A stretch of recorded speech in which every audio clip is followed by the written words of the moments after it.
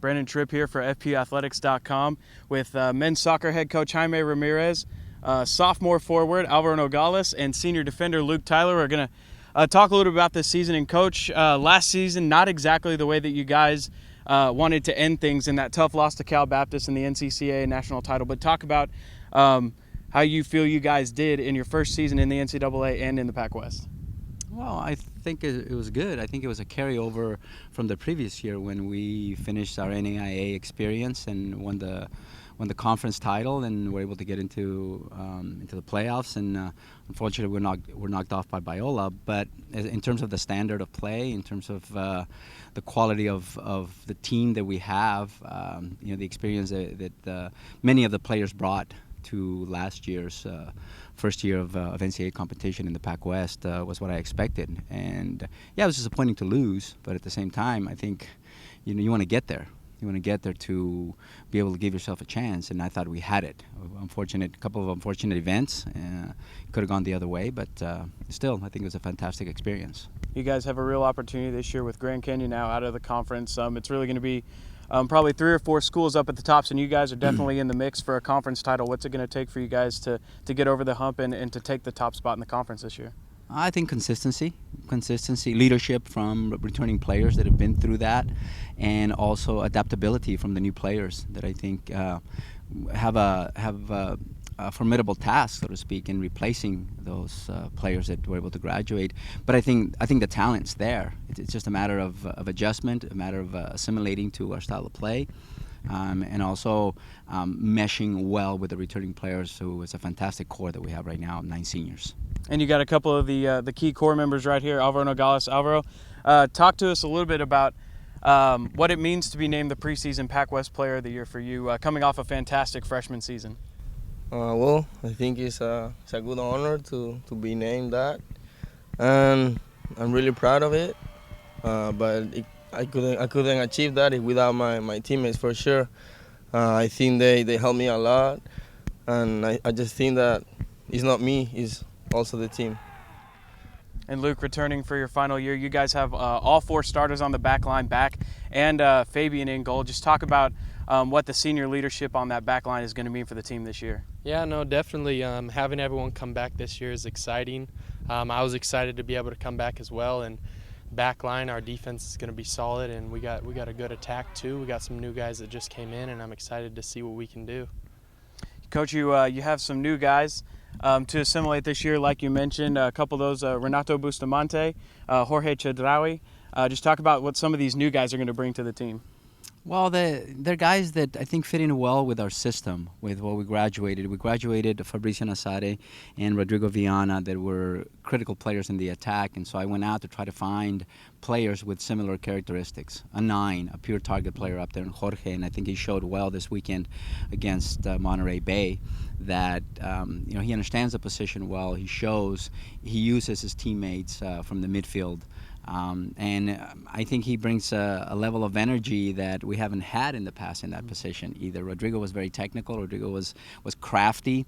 But I think one of the challenges for Rodrigo was mobility, in terms of once he made the play, to be able to get into the box. Jorge, definitely very active, and he draws a lot of attention. And so he creates opportunities for the other guys, as was the case this weekend against Monterey Bay, where Alvaro got 3 goals. Then Renato he's a playmaker. He's a pure 10. He's been groomed that way. He's a little bit different in terms of his characteristics than Fabricio. Fabricio was more of a 2-way player where he could defend, win the ball, and then begin the attack for us. Whereas I think Renato, his attacking tendencies are a little bit more prominent, I would say, that his defensive understanding of this level of play, because he comes from a community college, and that's a little bit of an adjustment as well, but definitely has the ability to be a good playmaker for us. And Alvaro, in the midfields this year, it's going to be you and Gustavo Silva, another returner, and Renato. Just talk about the lethal combination that you guys put together and the things you're expecting on offense this year.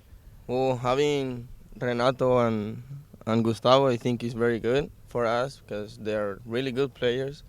Renato has to adapt a little bit to the game that we have, but I think he's doing a great job. He's going to help us a lot.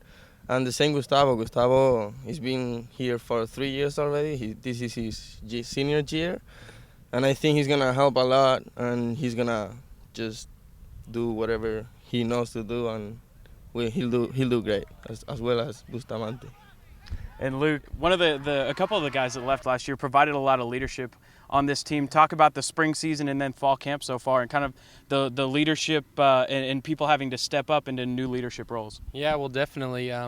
Losing Fabricio, losing Paul, losing Rodrigo, it definitely hurts from a leadership aspect, but we have people stepping up. I'm working on that. We got Fabian in the back and very vocal out there, and so just everyone coming together. We have a lot of leadership and a lot of years that the players have played here, we've grown up playing here, so it's going to be fun to see, and we're going to have definitely a lot of leadership on the field. And you guys have a really tough schedule to start off as well. You start this Thursday against Sonoma State, and then you play San Francisco State. You have San Jose State, a Division I team, and then obviously a tough Pac-West schedule with teams like Cal Baptist and Notre Dame.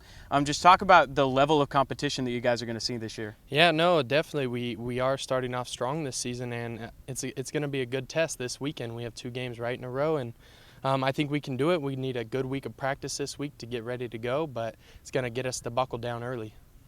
Coach, talk about scheduling those kinds of opponents. Really tough teams. Sonoma State has made to the NCAA national tournament a couple times, and then San Francisco State, a pretty good program. You have an NAIA story program like Westmont, and then obviously the Pac-West schedule. Just talk about the decision to go in and to take on those really tough teams.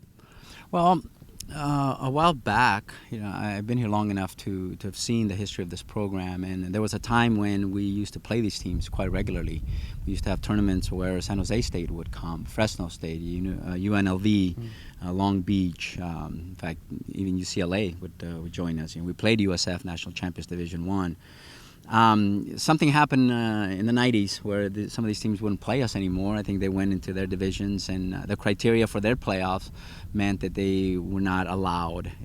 I think the selection committee frowned upon giving those teams an opportunity to make the playoffs if they played NAIA schools. And so we became somewhat isolated from them. Now that we're NCAA, they're looking in this direction again.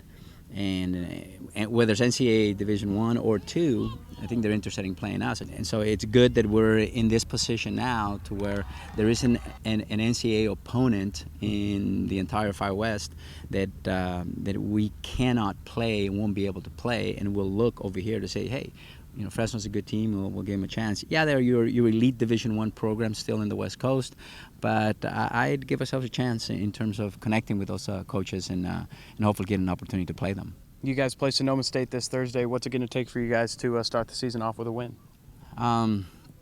Continue to grow and play the way we know how to play, our style of play in terms of possession-oriented play, building through the lines, fitting the right pieces in the right places.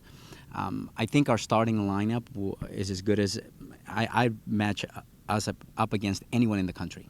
And I say that sincerely. I match up this group against anyone. It will be our 12th through 16th player coming off the bench. How are they going to be able to adapt to be able to maintain that level of consistency from the starting group? And then barring injury as well, because if once those start happening, then we got to bring in folks off the bench to replace our starters. I'm confident that they will do that. We have some experience on the bench as well, kids that have been here for 2 to 3 years, so they should be able to do well. But as far as our starting lineup goes, I think we can compete with anybody. It was wonderful to play Monterey Bay away and do as well as we did. We were up 3-0 on them. It could have been more. We needed to see everybody, so we started making wholesale substitutions. But against a team like Sonoma at their place, it will be interesting how we respond to that. So the characteristics of the game changes when you play away, and so to play San Francisco State away, Sonoma State, and to go to San Jose and play them away, we have to position ourselves to be a team that plays well away and looks for the result in our opponent's place. All right, Coach Alvaro, Luke, good luck this season. We mentioned some of the games. For a complete schedule, check out fbathletics.com. For FB Athletics, I'm Brandon Tripp.